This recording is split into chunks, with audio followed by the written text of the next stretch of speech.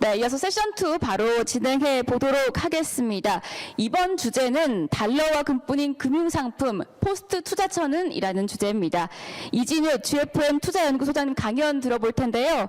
이 소장님은 전 NH농협 선물금융공학실장 리서치센터장과 한화종합금융국제금융부 딜링룸 헤드를 역임하신 전문가님이십니다.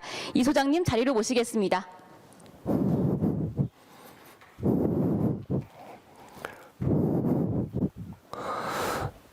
네, 안녕하세요. 재테크 포럼, SBS CNBC에서 준비한 재테크 포럼에 저희가 맡은 파트는 기타 투자라고 해야 될까요? 주식, 부동산 이외에 뭐가 있을까 하는 부분입니다. 사실은 좀 고민스러웠는데 꼭 드리고 싶은 말씀이 몇 가지 있어서 수락했었습니다. 한번 내용들을 보시죠. 목차는 이제 순서대로 가시면 알겠고, 사진 몇 장을 올렸습니다. 이 달러, 화장실 휴지와 같은 이 달러, 이거 꽤 오래됐는데요. 지금도 검색하시면 보실 수가 있습니다. 봄날은 간다, 화장실 휴지가 된 달러, 이렇게 검색을 하시면 관련 기사와 더불어 이런 그래픽도 보실 수가 있겠는데요. 이게 지금 제목도 그렇게 잡아주셨습니다. 달러 금인가? 그러면 오늘 저 강사는 달러 사세요 얘기할 건가? 아니면은 금을 사러 할 건가? 그것보다도 이 얘기는 참 오래됐습니다. 언제 이 달러가 기축통화 자리를 내려놓든지 아니면 저렇게 펑펑 찍어대는 달러, 특히 코로나 팬데믹 이후에 연준은 과거 우리가 금융위기 때 봤던 양적 완화 1차, 2차, 3차와는 비교도 안 될 만큼 그야말로 연준의 대차 대지표 수직 상승하고 있는 와중인데요. 그럼에도 불구하고 우리 현실은 달러가 은근히 강합니다. 최근에는 달러 약세를 갖다가 지론으로 삼고 있는 것처럼 보였던 트럼프 대통령마저도 지금은 미국의 달러 강세가 좋다 이렇게까지 얘기를 해서 무슨 속내인가 싶은 생각이 들죠. 이 세계가 이렇게 덮였습니다. 그야말로 팬데믹입니다. 이 정도면 팬데믹이죠. 사스 메르스하고는 급이 다릅니다. 이 지도상의 하얀 데는 북한밖에 없네요. 조사도 안 되고 통계도 없어서 그렇겠습니다. 구글링을 하다 보면 이건 아마 사스 때의 코로나 바이러스인가 봅니다. 우리가 보는 민들레꽃 같은 그런 그 사파 내지는 모델이 아니고 이것만 하도 그랬는데 지금 이거는 공식적인 그 파우치 박사가 있는 미국의 국립 알레르기 전염병 연구소에서 전자현미경으로 찍은 이번 코로나 바이러스의 전자현미경 사진입니다. 굉장히 변이도 잘 되고 지긋지긋하죠. 우리도 지금 오늘 당장 들리는 얘기가 쿠팡에서의 물류센터에서요. 자, 이제는 언제부터가 2차 확진이냐 3차 확진이냐 순서를 내기 어렵지만 계속해서 이것은 우리로 하여금 좀 이전과는 달라진 세상을 원할 겁니다. 지금 이 부분입니다. 앞으로 인플레이션이 올 것인가? 미국, 유럽, 일본, 우리나라, 이머징 전부 다 있는 돈 없는 돈 다 풀어제기 바쁜데요. 돈처럼 여겨지는 달러, 유로, 엔, 파운드 같은 기축통화 내지는 준기축통화 뿐만이 아니라 우리 한국, 위안, 등등 해서 심지어 태국, 말레이시아, 브라질까지도 할 기세입니다. 모두가 이렇게 돈을 찍어낸다면 우리의 제1감은 어마무시한 인플레이션이 올 것 같은데요. 반면에 앞으로 또 겁나게 디플레이션이 온다. 모든 자산 가격이 또 꺼지는 그런 식의 세상이 온다. 지금 많은 모든 분야에 있어서 극단적으로 향후 전망이 갈리는 상황입니다. 자, 이 말씀은 드렸고요. 지금 우리 모두가 힘든 건 그거 아닙니까? 경제 지표가 하루하루 발표되는 걸 보면 세상이 망하는 것 같습니다. 또 실제 체감 경기나 우리 주위의 지인들이나 삼촌이나 우리 집안 사람이 하는 공장이나 사업이나 저 지방에 다 어렵습니다. 자영업자 어려운 거 다 아시고요. 이게 미국의 월간 비농업 취업자 수, 우리가 난팜이라고 하죠. 한 달 동안에 농업 부문 외에 거기에서 일자리가 어떻게 됐는가.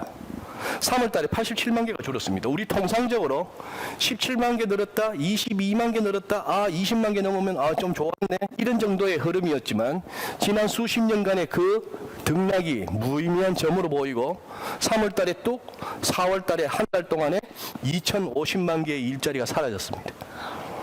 이것은 미국의 실업률입니다. 불과 2월 달만 하더라도 3.5%로 실업률이 50년 내 최저치, 이런 실업률을 자랑하다가 딱 2달 만에 14.7%, 지금 여기에 와 있습니다. 그러다 보니까 트럼프 대통령이 바쁘죠. 그래서 마냥 이렇게 셧다운으로 갈 수 없다, 봉쇄로 갈 수 없다 해서 경제활동 재개라는 승부수를 띄우고 있습니다. 스티브 무누신 재무장관, 윌브로스 상무장관까지 트럼프 대통령하고 이 사진입니다만, 이렇게 이런저런 사진 중에 요즘 이 세 분의 심기나 상황 내지는 상태가 가장 잘 묘사된 사진 같아서 한번 가져왔습니다. 지표들 한번 보시죠. 길게 보실 거 없고 이 가운데쯤 2008, 2009 이때가 이른바 미국발 금융위기 당시에 뉴욕의 비즈니스 인덱스입니다. 이번은 마이너스 78.2까지 갔습니다. 미국의 소매 판매 어느 정도의 소비가 이루어지는가, 이런 부분이죠. 전월비 그래도 하다못해 1, 2%대, 많으면 3%대, 아니라 하더라도 등락을 해도 플러스 마이너스 해봐야 마이너스 0. 얼마, 이런 식의 흐름이었고 금융위기 때 마이너스 3.9%였습니다만 이번에 16.4%가 줄었습니다. 산업 생산도 10%대네요. 이제 보시는 것은 가운데 금융위기 때와 이번 사태가 얼마나 심각한가를 보고 있습니다. 자, 중국 소매 판매와 산업 생산을 같이 한번 그려놔 보았습니다. 짙은 색이 소매 판매고 산업 생산은 오히려 옅은 하늘색인데 금방 플러스로 돌아섰습니다. 아마 짐작컨대 만들어서 팔 데도 없지만 일단 공장 돌려 해서 공장 돌리고 있을 것 같습니다. 에어컨도 틀고 여기저기 공장 여기저기 불도 전기도 올리고 그렇게 해서 아마 전기 생산량도 늘고 그렇게 하겠죠. 절인데 양해가 있어서 그런 것도 있지만 작년 재작년 대비 요즘 조금 숨쉬고 다니실 만하지 않습니까? 바이러스가 무서워서 마스크 끼고 다니지 미세먼지 그렇게 좋지는 않습니다만 예년에 비해는 좋습니다. 자, 중국 그렇다니 그렇게 믿어주죠. 유로존 쪽으로 가보실까요? 마찬가지입니다. 금융위기 때 2번 소매 판매, 사람들이 물건을 쓰지를 않습니다. 못돼도 10%가 넘죠, 마이너스가. 유럽의 주요 4개국 GDP 추이입니다. 독일이 그나마 낫네요. 이태리, 스페인, 프랑스 할 것 없이 이렇게까지 이번 2분기 GDP는 이렇게 나올 것으로 보고 있습니다. 문제는 이른바 이런 식의 V자 반등, 아마 기저효과가 있어서 전기 대비로 할 것 같으면 2분기가 최악이었다면 3분기는 좀 올라가겠죠. 전기 대비는 좋아지겠습니다만 이것이 결국 플러스로 해서 금방은 전기 대비를 한다면 플러스도 갈 수는 있겠습니다만, 네, 어쨌거나 이번에 받은 충격을 한번 보시는 겁니다. 자, 이제 조선일보 같은 경우에 이코노미스트지에서 얘기한 그 기사를 옮겨 적었습니다. 잃어버린 10%. 앞서 살펴보셨던 경제지표처럼 못돼도 10% 이상의 데미지를 입었습니다. 이거는 이번 5월 황금 연휴 때 김포공항이었습니다. 모처럼 붐볐죠. 연휴 끝나고 나서 김포공항입니다. 도나스 10분의 1이 날아갔습니다만 이 사진을 보면 별거 아닌 것 같은데 이코노미스트지의 사파 두 개는 상당히 섬뜩합니다. 그냥 비행기 뒷부분 10%가 날아갔네요. 그냥 커피 담은 컵의 10분의 1인 10%가 깨졌을 뿐입니다. 그런데 비행기가 날 수가 없고 이거는 컵이라 할 수가 없습니다. 90% 이코노미.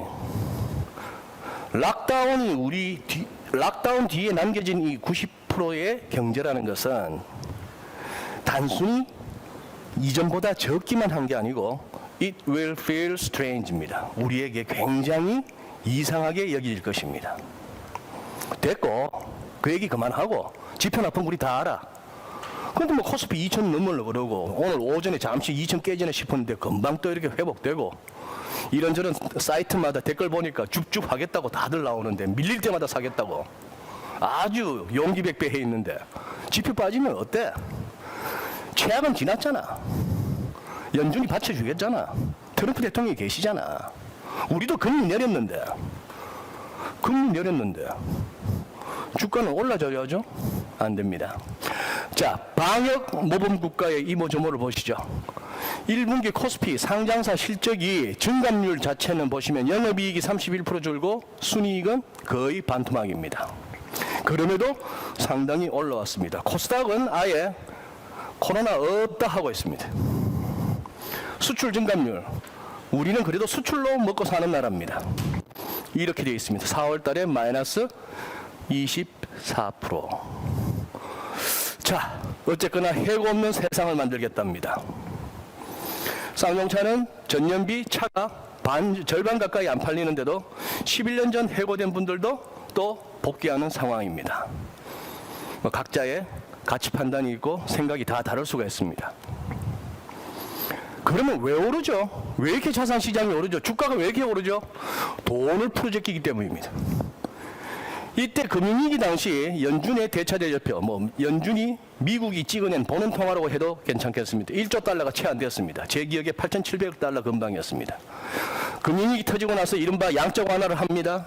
QE2, QE3 하면서 이렇게까지 와서 미국이 4조 달러 넘는 돈을 풀었다 이런 얘기를 듣다가 조금 우리 지난 몇 년 동안 이른바 QE, Quantitative Easing의 반대 QT, Quantitative Tightening, 양적 긴축이라 해서 좀 줄여나가나 했고 금리 몇 번 올리나 했더니 재작년 크리스마스 전까지 그 난리를 치고 트럼프 대통령은 연준을 그렇게 매일 기회 있을 때마다 압박하고 결국 트럼프 대통령의 원대로 재고금리도 가고 양적 완화도 다시 시작하면서 슬슬 올라오던 대차대조표가 코로나 이후로 쭉쭉쭉 갑니다. 5월 7일 날 마켓워치는 6조 7,200억 달러의 사상 최고치 이미 7조 달러라고 보시면 되겠습니다. 이 파이낸셜 타임스의 4월 6일자는 이런 식으로 이렇게 느는 게 아니고 로켓가 올라가듯이 처음에 연준은 아주 호기롭게 매일 하루에 700억 달러치 사주마라고 외쳤습니다. 그게 줄어서 지금 이제 한 100억 달러 밑으로 내려왔습니다만 그 당시 기사에 연준은 지난 2주 동안 1초당 per second 1초당 100만 불 이상 자산을 사들이고 있다. 돈을 찍어내고 있다고 합니다. 100만 불. 얼마 안 되는 것 같나요? 100만, 1000만억, 10억. 12억이 넘습니다. 우리 돈. 1초당.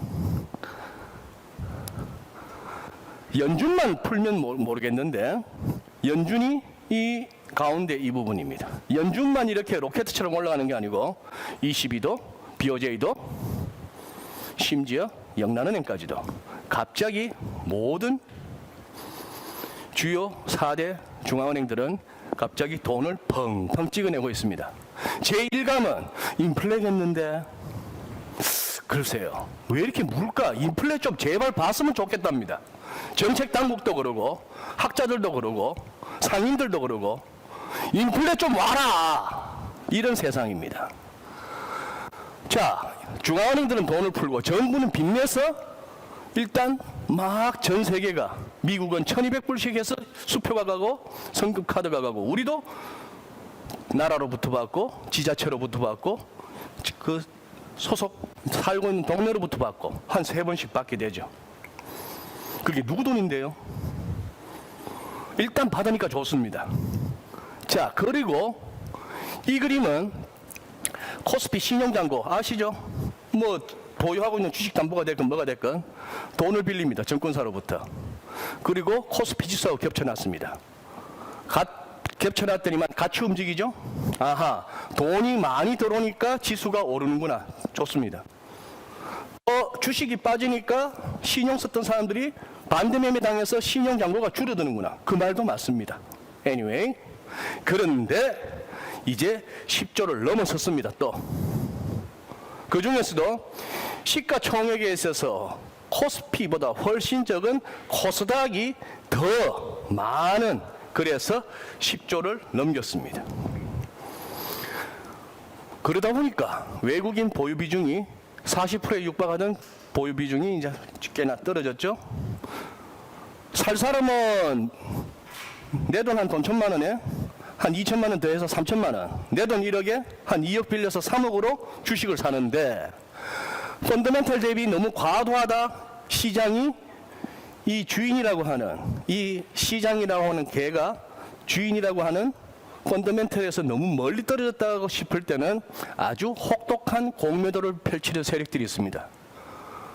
주식을 바이 앤 홀드 하시는 분들에게는 참 미운 공포의 대상이지만 그것은 또 어떻게 보면은 시장의 적정한 가치를 찾아가는 과정이기도 하죠. 공매도 어물게 쳤다가는 공매도 세력이 또 크게 다치기도 합니다. 지금 우리는 9월까지는 공매도를 할 수가 없습니다. 사는 쪽은 두세 배, 내 돈보다 원금 대비 두세 배를 살 수 있고, 좀 과하다 싶어서 이걸 한번 시장을 진정시키고 싶은 세력은 손발이 묶였습니다. 공매도 세력은 오른팔 뒤로 묶고 매수 세력은 양팔 다서는 복싱을 하고 있습니다. 지금 월가에서도 이 정도 왔으면은 이제 끝났어, 이제 지난 3월달에 바닥 봤어, 앞으로 좋은 일만 있을 거야 라고 할 것 같은데 이 친구들도 계속 고민을 합니다. 식자 우환이죠. 너무 많이 알아서 이렇습니다. 이른바 구루, 시장에 오래 있었다는 사람들, 전설적인 투자자일수록 요즘 들어서 더 경고의 목소리를 냅니다. 젊은 분들은 그러죠. 꼰대들 세상 바뀐 걸 모르는구나. 당신들처럼 옛날 꿀뚝 사는 얘기는 하고 있으면은 카카오가 왜 이렇게 가는지, 아마존이 왜 이렇게 하는지 이해 안 될 겁니다. 이렇게 얘기할 수는 있는 세대 간의 갈등도 느껴질 만한데요. S&P 500이 지난 2월 고점을 넘지 않는 한 전통적인 관념으로는 이것은 베어마켓 랠리다. 약세장 하에서의 랠리다. 뱅크 오브 아메리카에서 글로벌 펀드 매니저들 상대로 설문을 해보니 70% 정도는 뭐다? 현재 이 반등은 베어마켓 랠리를 보고 있다. 그래서 나는 현금을 보유하고 있다라는 사람들이 많습니다. 이 얘기는 또 역설적으로 뭐죠? 밀리면 들어올 세력도 돈도 많다는 얘기입니다. 자, 이거는 생략하겠습니다. 일일이. 이거 한번 보시죠. 재밌는 기사인데요. 미국에서도 동학 개미 운동이 벌어지고 있습니다. 미국뿐만 아니고 일본도 마찬가지입니다. 거의 전 세계적인 현상인데요. 지금 이렇게 색깔별로 무슨 찰스 슈왑, 이트레이드, 인터랙티브 브로커 같은 미국의 유명한 온라인 증권사입니다. 지난 3월, 4월 2달 동안에 계좌 넣은 거 보세요. 신규 고객이 이렇게 늘었던 얘기입니다. 그 사람들이 하루에 샀다 팔았다 하는 그 거래량도 이렇게까지나 올라갔습니다. 작년부터 포모 장세라는 얘기는 있었습니다. Fear of missing out. 나 혼자 이 좋은 시절, 좋은 장 못 올라타는 거 아니야?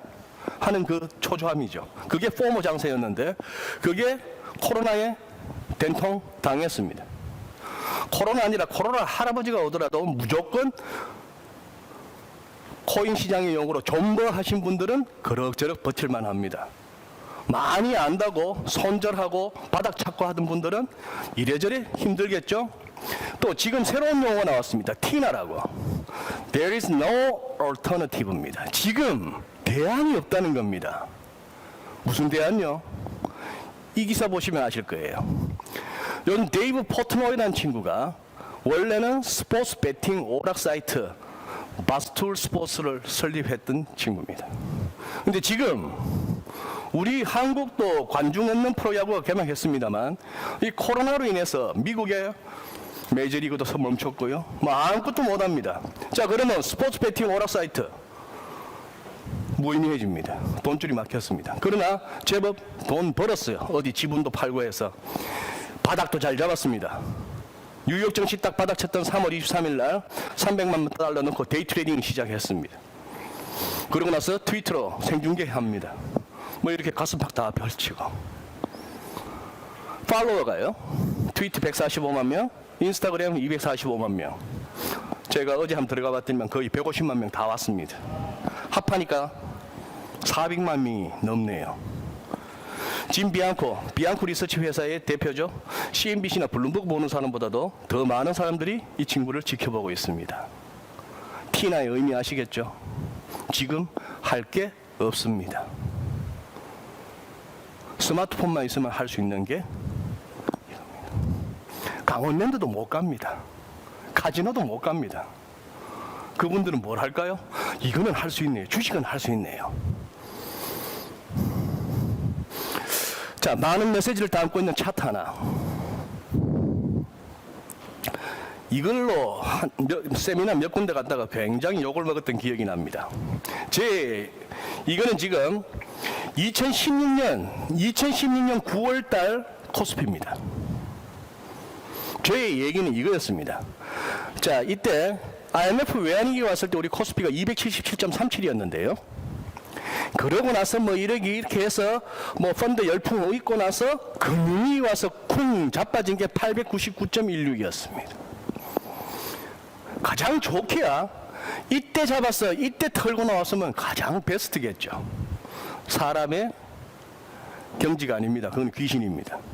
그러면 가장 보수적으로 여기 들어가긴 들어갔는데 이 와중에 최악인 여기서 빠져나왔다고 해보시죠. 277.37에서 899.16에 털고 나왔습니다. 277억을 넣어서 899억을 만들고 나왔습니다. 얼마 동안에? 약 10년 4개월 동안에. 10년이라고 하시죠. 내 돈이 3.24배 불었습니다. 그래요? 그러면 여기서 20년쯤 지나서는 그럼 3.24배 곱하기 2 심플하게 6.5배? 6.5배를 한번 때려봤습니다. 그러면 277.37에서 2018년 말, 이걸 2016년 9월쯤에 이런 얘기를 하고 다녔습니다. 2018년 말에 가면은 1800포인트 아닐까요? 라고 했습니다. 그때 이미 2000포인트 위에서 지수는 놀고 있었습니다. 저런 정신 나간 사람 얘기를 많이 들었고, 당신은 기본적으로 주식을 사랑하지 않는군요. 이런 소리도 들었습니다. 그때 이제 을주문득 장군의 시도 한 수 읊었습니다. 싸움에서 이긴 공이 이미 높으니 만족함을 알고 그만두기를 이르노라. 3월 19일에 들어가셔서 지금 2000포인트 넘기까지 수익을 내셨다면은 을주문득 장군의 시를 한번 읽어보실만 합니다. 그런데요, 이 6.5배는 말입니다. 이 6.5배라는 것은 제가 러플리 20년 동안이 6.5배인데 연 10% 복리 20년 가면은 6.73배가 됩니다. 원금에. 아, 이거 갖고는 만족 못 하시나요? 20년 동안에 주식을 했으면 적어도 한 10배, 20배는 가 있어야 만족이 되시나요? 지금 우리는 제로금리 시대를 삽니다. 기껏해야 은행 가봐야 1% 뭐 2%입니다. 고금리 적금이니 뭐 예금이니 해봐야 2, 3% 될까요? 약간 불안하면서 저축은행이나 아니면 좀 어디다 하면은 그런데 연 10%로 복리를 하면 이 정도면은 나쁘지 않은 겁니다. 주식으로 해서 발품 팔고 고민하고 밤잠 설쳤던 것에 대한 보상으로는 충분합니다. 따블에 비하면은 안 되지만 그렇다면 어떻게 매번 주식이라는 것이 따블이 되겠습니까? 반토막 안 나는 것만 해도 감사해야 되죠. 그랬던 문제는 이 1800포인트를 가기 전에 어떤 장세가 올 것인가의 문제입니다. 휘리릭 갔다가 1800을 갈지 훅 빠졌다가 1800을 갈지가 궁금하다는 것이죠. 이 뒷부분, 지금까지 그려졌던 차트의 오른쪽 비어있는 공간, 이걸 갖고 우리는 늘 싸우는 겁니다. 이쪽은 답도 없습니다. 오르는 사람 온다고 보고 사는 거고 나왔다고 보고 이제 빠질 거야 싶어서 파는 거죠. 그 세력들이 늘 있기 때문에 우리는 한시도 매입 호가, 매도 호가, 비도 호가가 비는 날이 없죠. 이 답 없는 시장. 그 다음 어떻게 됐을까요? 아까 봤던 게 여기였습니다. 아하, 이렇게 갔네요. 제가 이 기간 동안에 욕을 먹을만 했습니다. 1800 간다고 운운했으니. 그런데 1439에서 다시 돌아와 있는 상황입니다. 기술적으로는 차트쟁이들 입장에서는 저점을 한번 쭉 연결해 보시죠. 이 엄청난 저점, IMF 당시의 저점, 닷컴 버블 때의 저점, 금융위 당시의 저점, 이런 선을 그었던, 이런 선을 물고 내려왔다? 이거는 조금 과했던 겁니다. 이거는 사주는 게 맞죠. 그렇다면은 여기에 우상향. 장기적으로 주식은 우상향 인정합니다. 인정합니다. 제일 큰 이유는 세월이 가면 갈수록 그만큼 돈이 많이 풀리기 때문입니다. 예전 학창시절 500원 하던 짜장면이 5,000원, 6,000원 하는 이유는 짜장면에 대한 수요가 공급 대비 늘어서도 아니고 짜장면의 공급이 줄어서도 아니고요. 짜장면의 질이 좋아서도 아니고 아파트값 오르고 택시 요금 오르고 택시 요금 제일 절 올랐죠. 그렇게 오르고 하는 것 중에 주가도 오르고 짜장면 값도 오른 거에 불과합니다. 무조건 우상향은 맞습니다. 안 망할 만한 주식, 업종의 대표주, 말이 되는 돈을 벌고 있는 주식.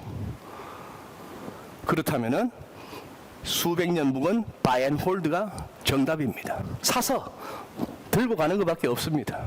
일희일비 할 것도 없고 경제 채널 보면서 뭐 시황 보고 마음 상상하실 것도 없고 위안 받으실 것도 없습니다. 바이앤홀드 언제까지? 무조건 먹고 나올 때까지. 그러나 이걸 올라서는 것은 좀 과했죠. 고생을 합니다. 슬금슬금 빠지는 것도 아니고 여기서 흥분하는 세력들은 꼭 시장은 응징을 하고 맙니다. 바이앤홀드 하라고? 알았어. 그러면 편해지. 이게 무슨 종목인가? 한국전력이네요. 한전입니다. 바이앤홀드 결과는요. 미국은요. 한때 옵션 만기일만 다가오면은 미국의 엑슨모빌을 갖다가 살짝 뭐 어쩌고 저쩌고 해서 아시아 시장 특히 서울의 개미들 겁을 줘서 뭐 어떠고 이런 시황도 들렸었던 옛날이 있는데 이 엑슨모빌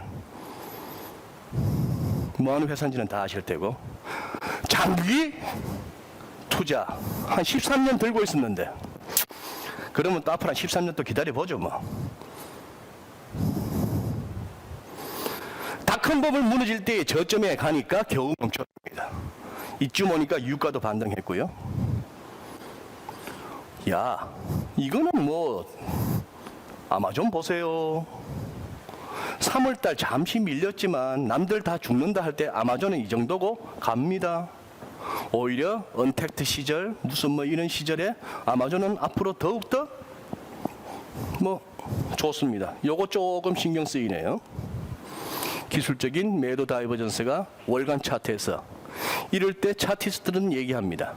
5월이 되었건 6월이 되었건 언제가 되었건 순간적인 깊은 하락세가 오더라도 이상할 것은 없다. 차트는 그렇게 얘기하고 있다. 이것은 기술적 분석가들의 분석입니다. 우리나라에서도 아마존닷컴 같은 주식이 한번 나왔으면 좋겠네요. 닷컴법을 터지기 전에 서울에서도 한때 회사 이름에 텔닷컴 뭐 이런 것만 들어가 있으면 무슨 회사인지도 모르고 막 사던 때가 있었습니다. 참 하다못해 내 집이 아닌 오피스텔 하나도 뭐 1년짜리 2년짜리 잠시 살 오피스텔을 하나 사더라도 전세를 하나 구하더라도 그렇게 따지고 공부하고 발품 파는 우리 사람들이 이 엄청난 돈을 태우는 주식은 아주 심플하게 사는 경향이 없지 않아 있습니다. 벌써 많은 분들이 뭘 사라 소리나 해라 싶으시면서 불쾌하실 수가 있겠는데요. 40만 원 넘게 갔던 게 닷컴법을 무너지면서 이렇게 왔습니다. 이렇게 왔는데 아니 왜 3월달 4월달에는 이 코로나 와중에 이렇게 코로나 이후에 혜택 볼 주식으로 이게 생각이 안 났을까요? 왜 5월 와서 이러죠? 왜 4월에 조금 더 알지?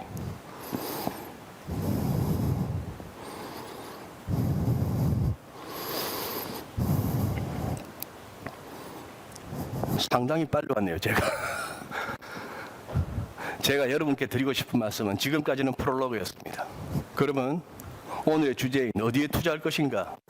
이 슬라이드 2개로 제가 드릴 말씀은 다 정리되어 있습니다. 그렇다면 앞으로 어디에 어떻게 투자할래요? 이 부분을 먼저 정립하시죠. 확고히 하시죠. 내가 직접 할까? 맡기지 말고 무슨 금융기관에 맡기지 말고, 맡겨놔봤더니만 뭐 별 신통치도 않은데. 조금 생각해보니까 그 많은 금융기관의 종사자들 월급 주고 뭐하고 그 건물 유지하고 하려면은, 야, 얼마를 벌여 나한테 그 은행 이자보다 더 줄 수 있을까? 이런 생각도 은근히 듭니다. 실제 지난 수년간 담당 PD가 아니면 은행 창구의 직원이 뭐 이렇게 해서 해봤더니만 신통찮더라. 차라리 내가 할란다.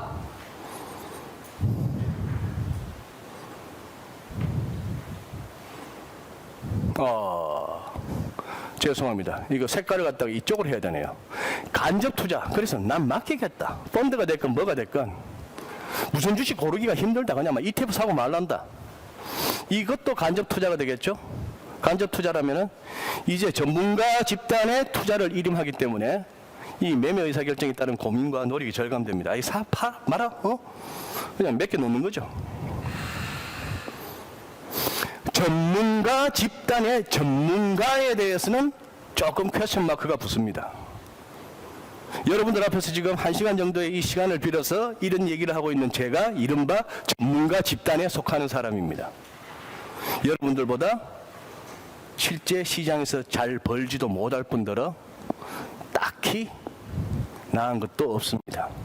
다만 저 같은 사람의 전문가는 해설자죠.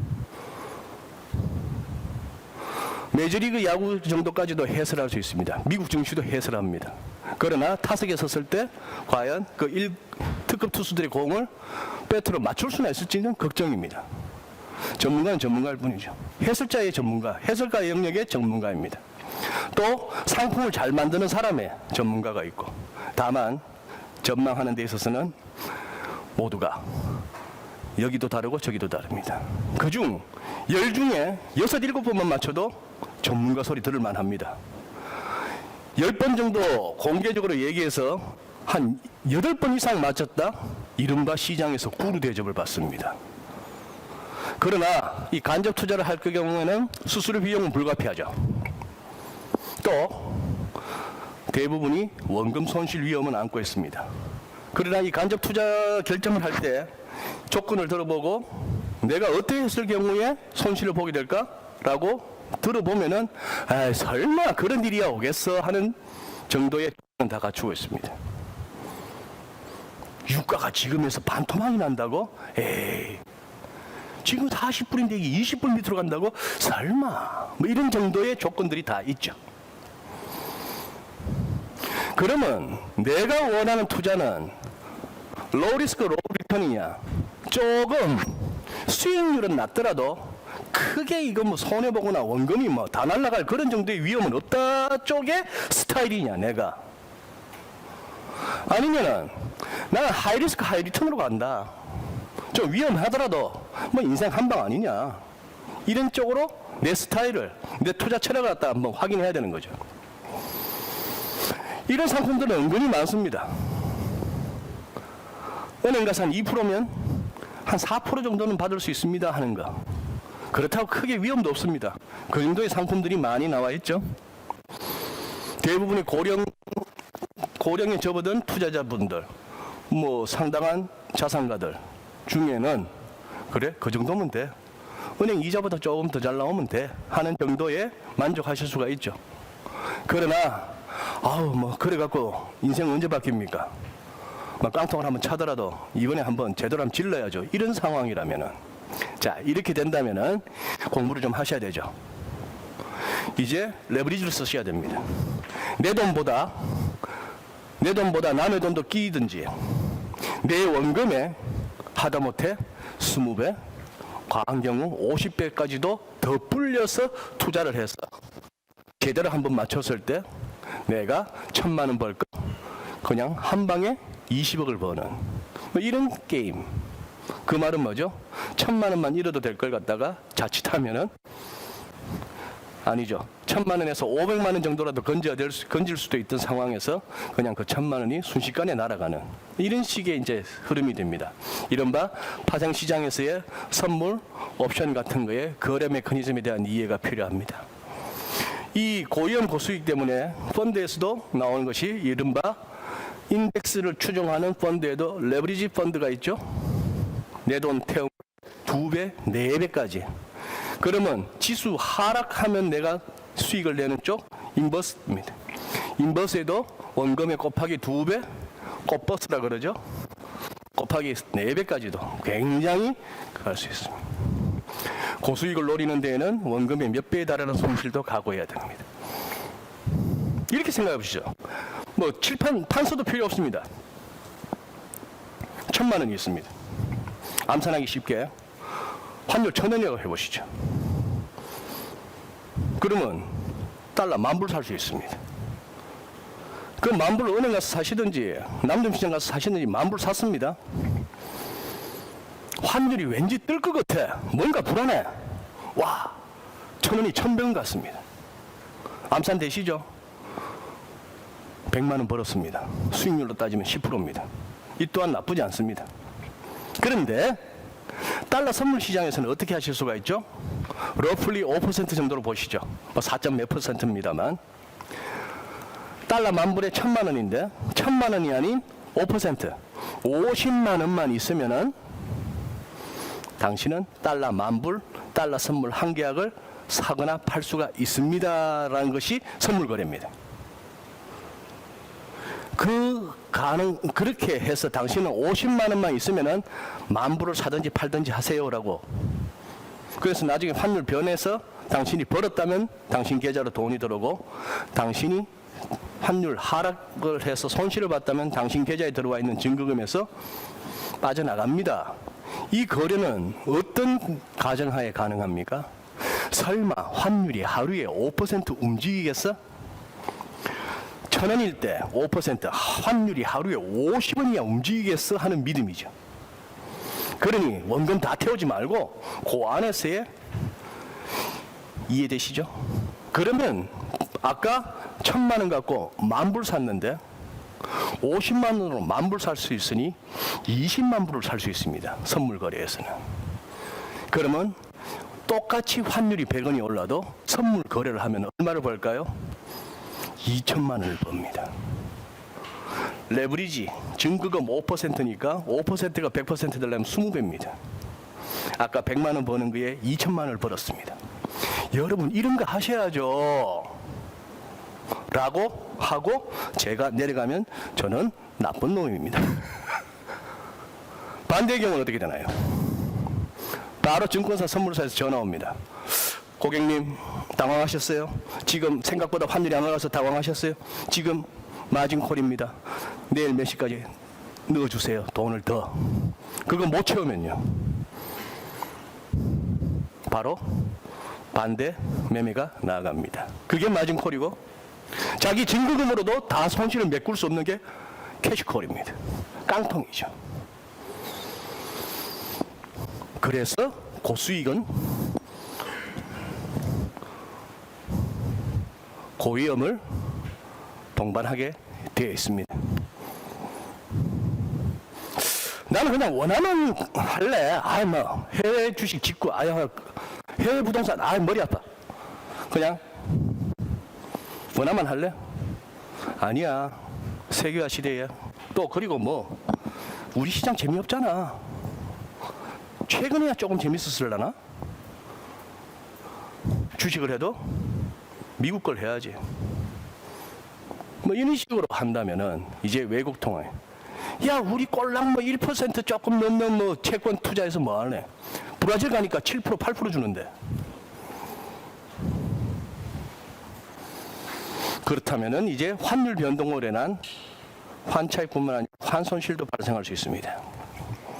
조금 뒤에 한 번 더 말씀드리죠. 그러나 궁극적으로 이 모든 것에 있어서 어떤 경우든 간에 내가 주식 펀드에 들건, 내가 금을 사건, 하다못해 비트코인을 사건, 야 요즘 이래저래 신문 보니까 뭐 채권, 특히 크레딧 시장, 뭐 회사채 시장이 제일 좋다던데, 뭐 10년에 한 번 올까 말까, 100년에 한 번 올까 말까 하는 기회라던데, 그런 기사 한번 본 것 같은데, 연준이 회사채도 사준다던데, 거의 뭐 정크급도 사준다는데 뭐가 걱정이야? 뭐 그런 얘기가 있어서 회사채를 투자해봐? 무엇에 대한 투자도 좋습니다. 그러나 궁극적으로 어떻게 되는 거죠? 금이 오른다 싶으니까 금을 사시는 거고, 원유 ETF를 드는 것도 유가가 이제는 더 오를 거라 싶어서 거기에는 여러분들의 투자자의 어떻게 하든 전망이라는 것이 작용하고 개입되게 되어 있습니다. 그렇지 않겠어요? 아무것도 모르는데, 나 아무것도 모르니까 내 돈 좀 불려주세요. 극단적인 간접 투자죠. 나중에 잘못됐을 때 그거 갖고 뭐라 하시면 안 됩니다. 그런 분들은. 향후 금리가 어떻게 될까? 이러다 금리 한번 튀면은 회사 채고 뭐 국채고 뭐 채권 투자 좀 안 좋을 텐데. 야, 이렇게 돈을 펑펑 찍었는데 돈 가치가 이거 앞으로 어떻게 되는 거지? 아닌 게 아니라 나중에 이게 휴지보다도 못한 거 아니야? 그래서 한때 막 코스트코 같은 데 열리니까 다들 막 화장지 코너 가서 화장지가 막 동나고 한 거 아니야? 아니면 코로나 시대에 그냥 마스크라도 한번 재워놓을까? 온 방에 한번 가득? 이런 생각도 해볼 수 있는. 이게 인플레 오는 거 아니야? 돈 이렇게 풀렸으면 이제 돈 말고는 죄다 뭐 다 딴 걸 해야 되는 거 아니야? 즉 매도를 쳐야 되는 대상은 캐시 현찰이고, 달러든 원화든 엔이든 유로든 돈 말고 전부 뭐 아파트든 뭐든 아무거나 사들고 있어야 되는 거 아닐까? 아니에요. 아직은 아니에요. 한 번 더 있을 것 같은데요. 이 말도 안 되는 이 극단적인 논쟁이 지금 현실입니다. 일부 학자들은 당장 디플레가 한 번 더 온다, 한 번 더 침체가 온다고 하는 것이고, 그러다가 결국은 이 돈이 말을 할 것이다, 무서운 인플레가 올 것이다 하는 사람들이 있고, 세상이 달라졌어요. 다들 철철 넘쳐요. 공급 과잉이에요. 코로나로 세상이 멈추고 공장이 멈춰도 그래도 남아 돌아요. 소비보다. 못 내면 물가 오를 게 있어요. 아마존 같은 기업들이 나옴으로 인해서 예전만큼 그렇게 안 돼요. 뭐 이런 식의 논리들. 제발 인플레 구경 한번 해봤으면 좋겠어요 하는 사람도 있습니다. 앞으로 그럼 V자 회복이냐, U자 회복이냐, L자 회복이냐, 뭐 W냐, 별의별 소리가 많습니다. V 하기가 미안하니까 살짝 틀어서 나이키. 아니야. 주변 보니까 심상치 않잖아. 경기 침체 아니니? 앞으로 기후는 어떻게 될까? 뭐 유튜브에 이렇게 보니까 뭐 중국에 요새 뭐 벼락이 천둥번개가 뭐 하루에 뭐 4만 몇 번을 쳤다는 이런 얘기도 들리던데. 온통 여기지 홍수라던데. 민심이 흉흉하다는데. 그래서 중국 기상이변 한번 검색 들어가 봤더니 이미 지구온난화 뭐 이 기상이변은 오래됐습니다. 중국에 이맘때쯤 기상이변은 여러 번 있었는데 하필이면 이번에 또 전인대 전후해서 홍콩 압박하고 하다 보니까 그런 또 얘기도 나옵니다. 야, 식량파동이 올지도 모른다던데. 이게 무슨 출애굽기 이런 것도 아니고 무슨 메뚜기 떼가 아프리카부터 해서 뭐 이까지 이 뭐냐 이게. 거기다 이 전염병까지. 홍가 세상. 그 어떤 포지션이든 전망이 기초합니다. 그리고 시황이라는 것을 볼 수밖에 없죠. 그 시황을 보니 저 친구는 늘 사랍니다. 누군지를 알아요. 저 친구는 뭐 전화 연결이 됐건 뭐 스튜디오에 나올건 늘 사래요. 저 친구는 맨날 조심하래요. 아마 여러분들의 기본적인 성향이 있을 겁니다. 리스크 테이킹 형이냐, 아니면 리스크 어버전 형이냐, 위험 회피형이냐, 위험 감수형이냐, 자신의 스타일에 따라서 좋아하는 채널과 좋아하는 전문가 집단이 따로 있을 겁니다. 그리고 실컷 들어보세요.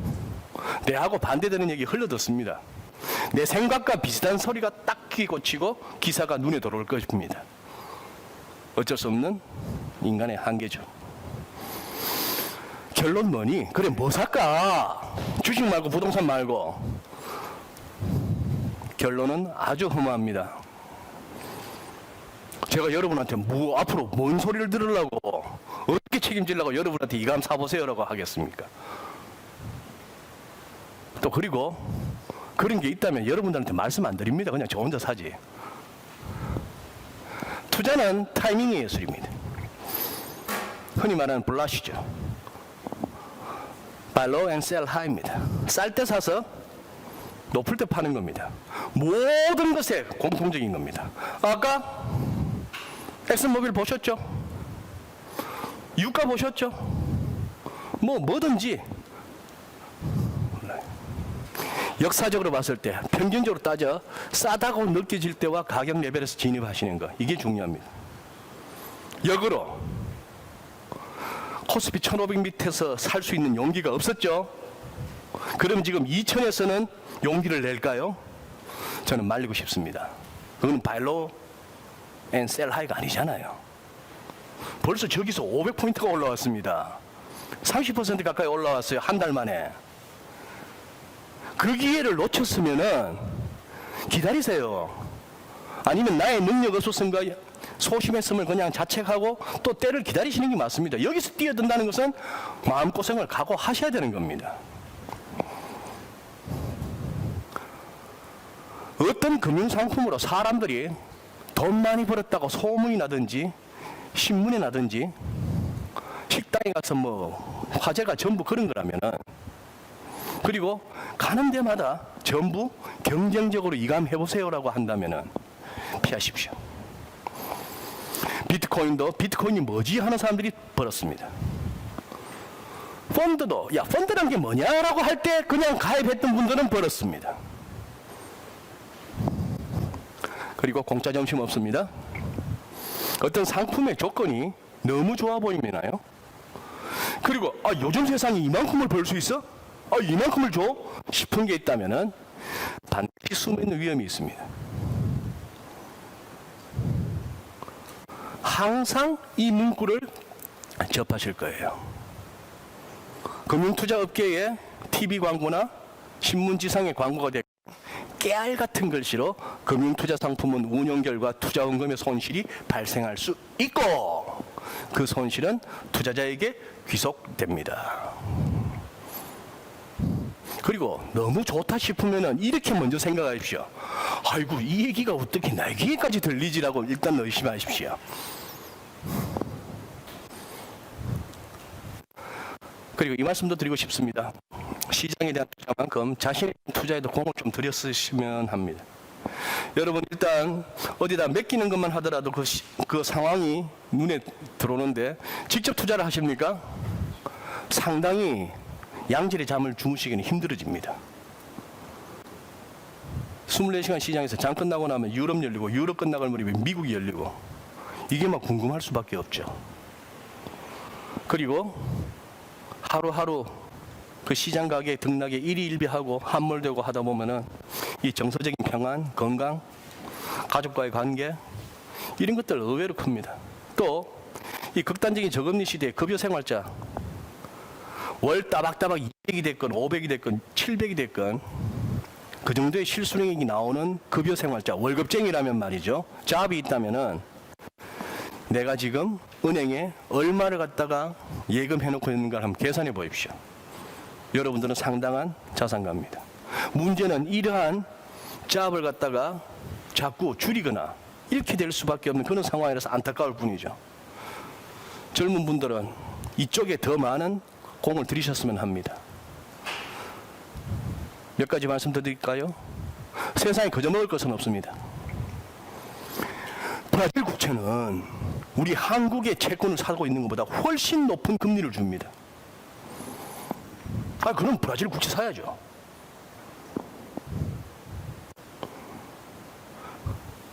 우리 달러원 환율을 갖다가 달러엔 환율로 나누는 것이 N원 환율입니다.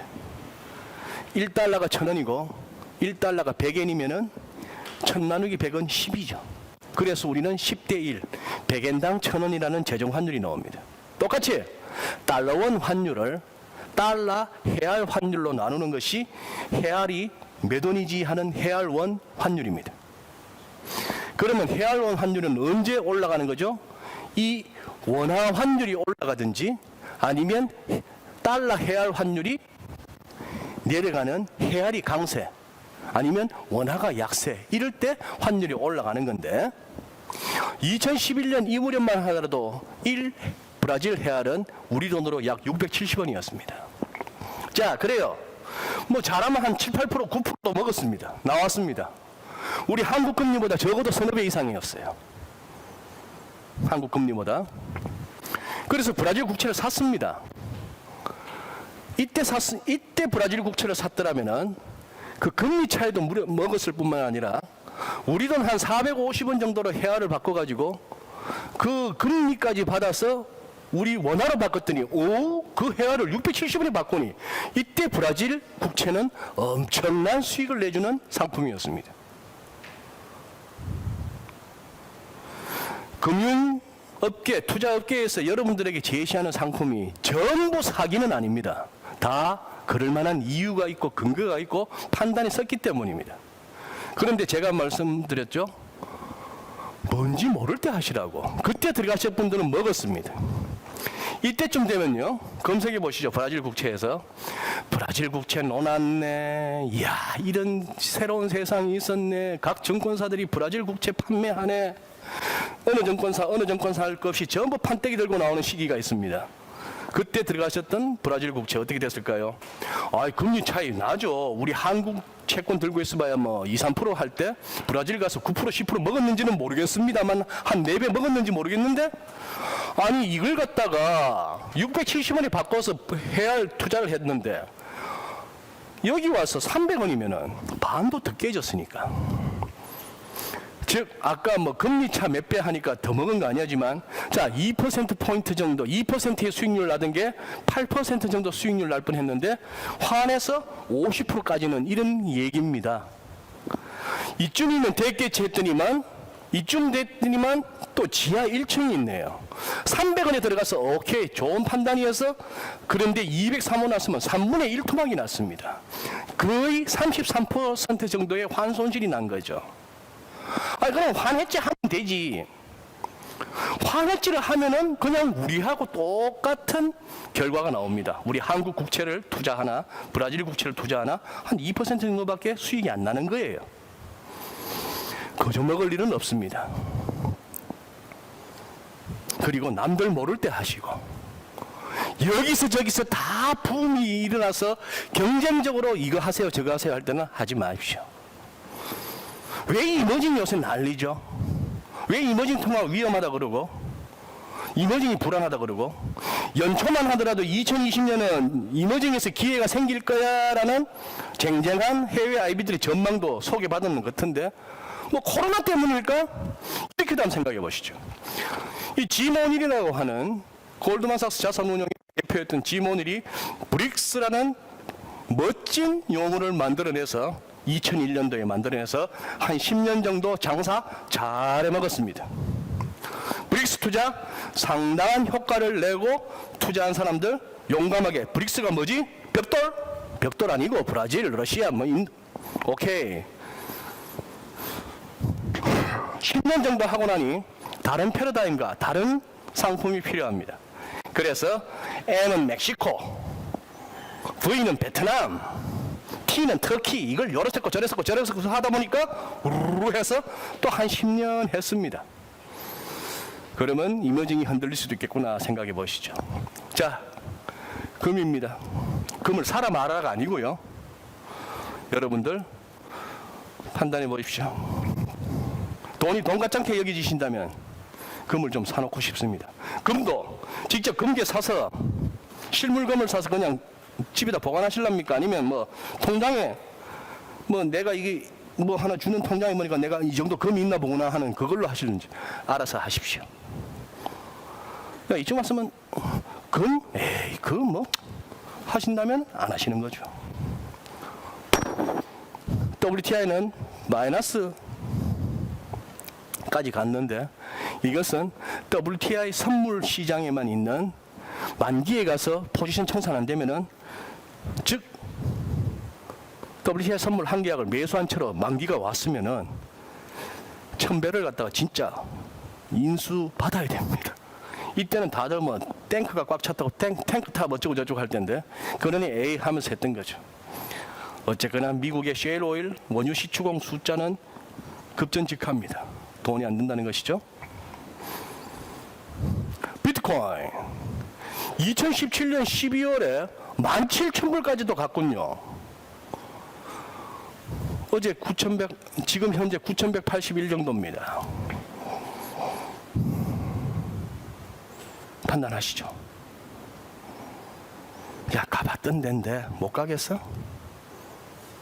뭐 이런 생각도 해볼 수가 있는 겁니다.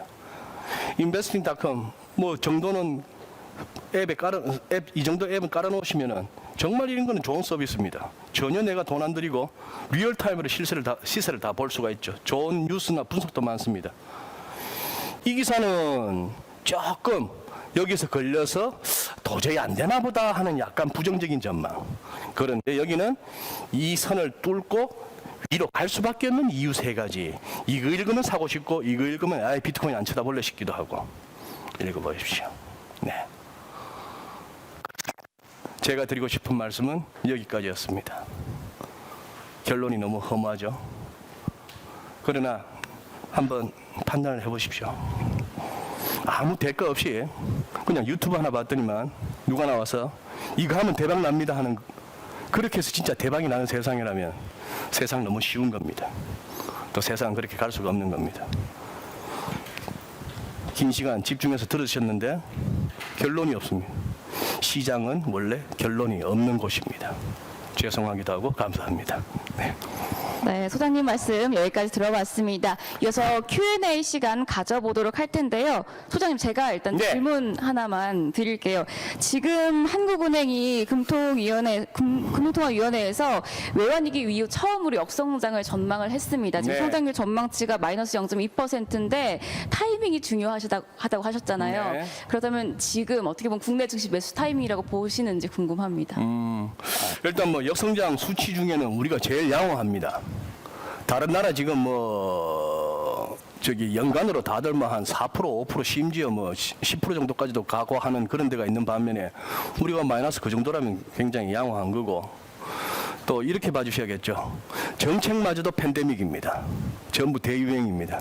우리 오늘 한번 이렇게 관련 기사를 보시면은 이주열 한원 총재의 레토릭은 거의 제롬 파월 연준 의장이나 라가르드 22 총재의 레토릭과 다를 바가 없습니다.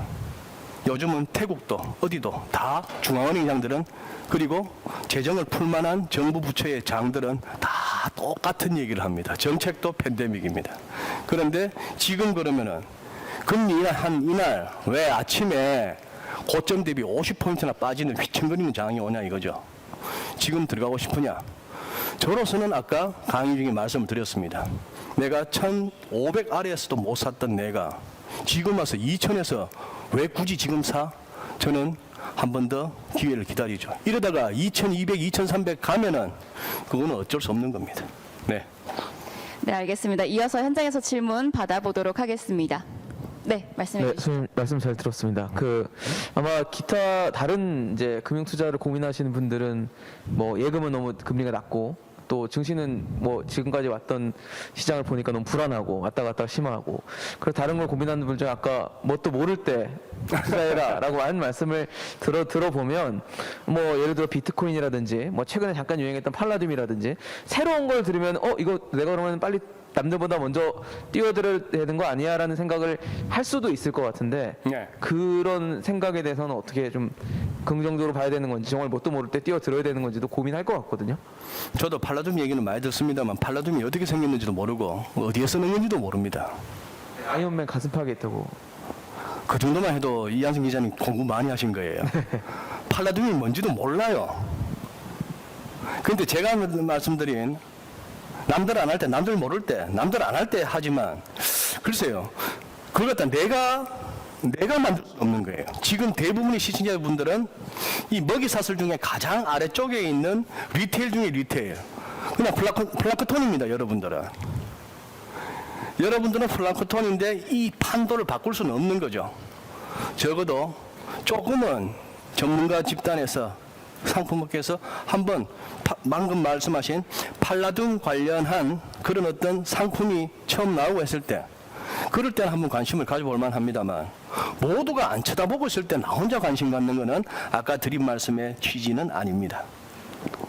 네. 감사합니다. 네, 소장님 말씀 여기까지 들어보도록 하겠습니다. 좋은 말씀 감사합니다. 고맙습니다.